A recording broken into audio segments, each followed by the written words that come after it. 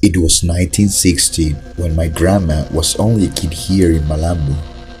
My grandmother helped my great-grandfather, I mean the father of my nana, to assemble tobacco all the nights in her house.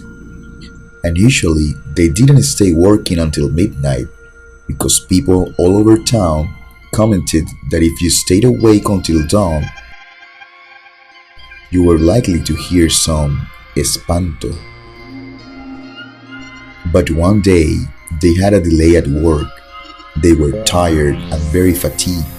However, they decided to continue because they had to fulfill the order the next morning.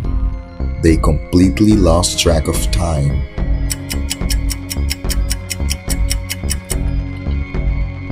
My grandmother began to feel a tense atmosphere, and it was colder than normal.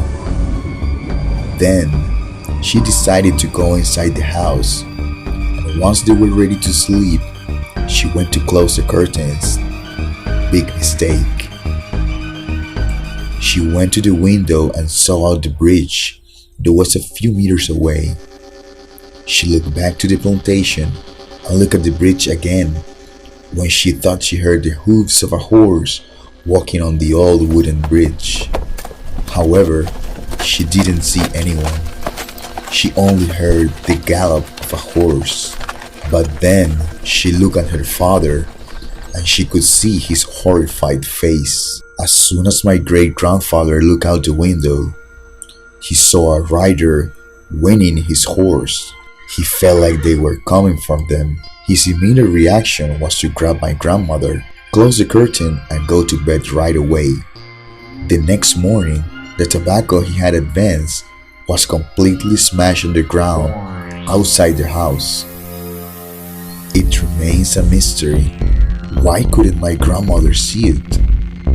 Many say the reason is that it was probably not her fault for staying up late, but was the fault of her father, because it was him who ignored the warnings.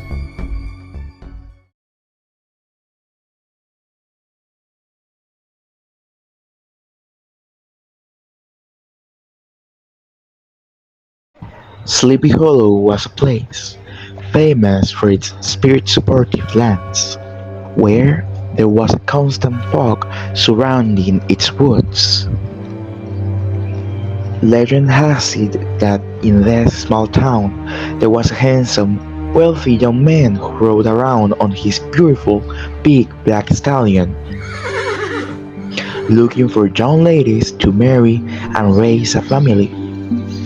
That was his plan until the war broke out and he was recruited. Shortly after the first battalion was sent back to Sleepy Hollow, at Halloween night, the town began to hear horse steps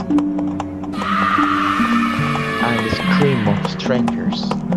And once morning came, the head of the handsome young man would appear at the door of anyone's house. Townfolk hired a detective in order to find the killer. Las malas lenguas say that there was no murderer, at least not alive. Rumor has it that the boy at the beginning of our story was killed in battle by a cannon. His soul, denying its death and not fulfilling its wishes, returns each Halloween to the small village in search of a new head and a wife.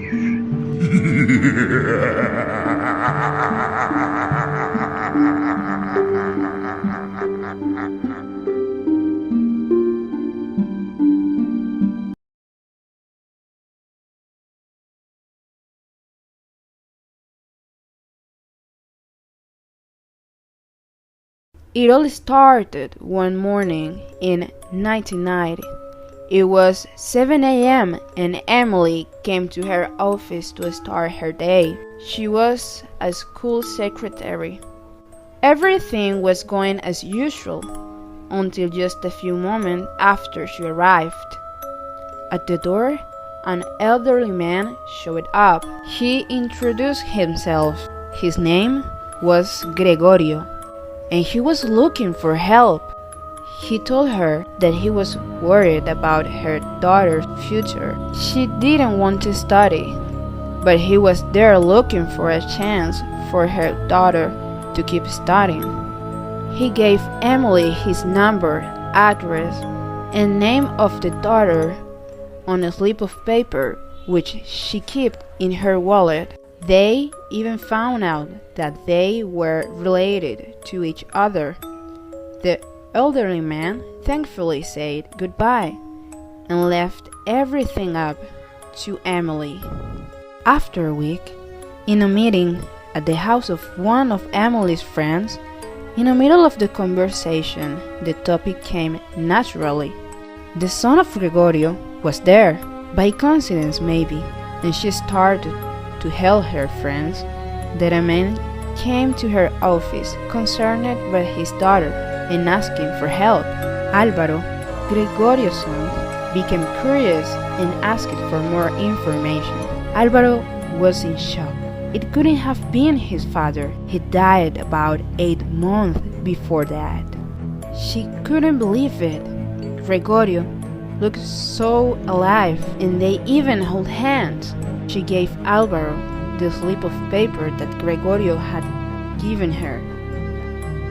He confirmed that it was his father's handwriting, the address and number of the old house where his family lived before his father died.